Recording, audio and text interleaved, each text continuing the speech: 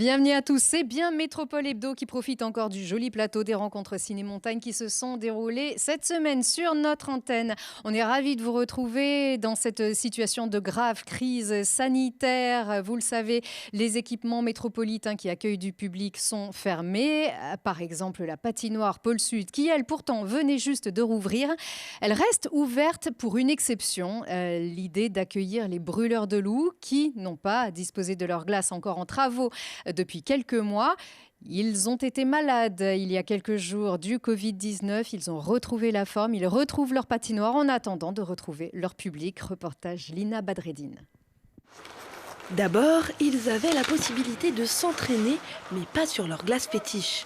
Ensuite, massivement touchés par la Covid, ils ont été placés à l'isolement alors que leur patinoire à Pôle Sud venait tout juste d'être livrée. Maintenant, l'équipe est presque au complet, la patinoire est là, mais pas les matchs. Ouais, c'est assez compliqué pour nous. En tant que professionnels, nous, ce qu'on veut, c'est faire des matchs. Maintenant, on est privé de ça, donc voilà, il faut s'adapter et il faut savoir bien s'entraîner et être prêt pour quand ça va reprendre. Donc c'est surtout ça qui n'est pas évident. Donc voilà, aujourd'hui, c'était plus, on s'amuse un peu plus tout en travaillant le cardio.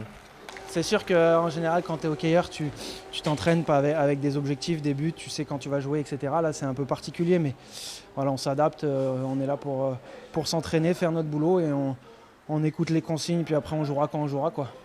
Et quand ? C'est la grande question sans réponse. Contrairement au foot et au rugby, les hockeyeurs ne peuvent pas envisager de jouer leur match à huis clos, car pas de tribune, pas de recettes ni de supporters.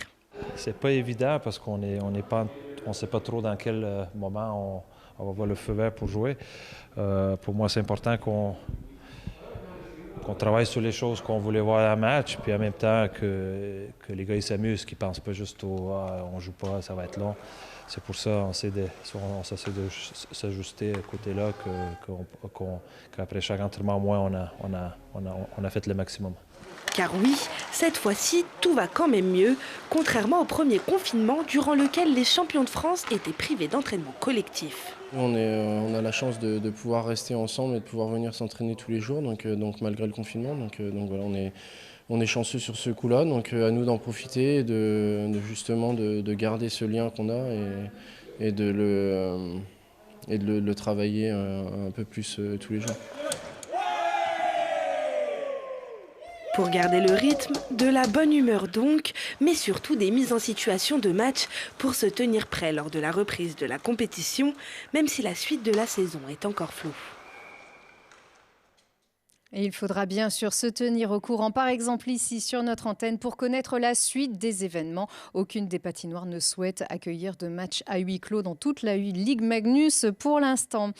En cette situation donc de crise sanitaire, vous le savez, la population est appelée à rester chez elle, à moins de motifs de déplacement indispensables, comme par exemple pour s'approvisionner en produits frais et locaux que l'on trouve par exemple au marché. Les marchés métropolitains restent ouverts à condition de porter le masque et de respecter les gestes barrières et de justifier d'une attestation de déplacement.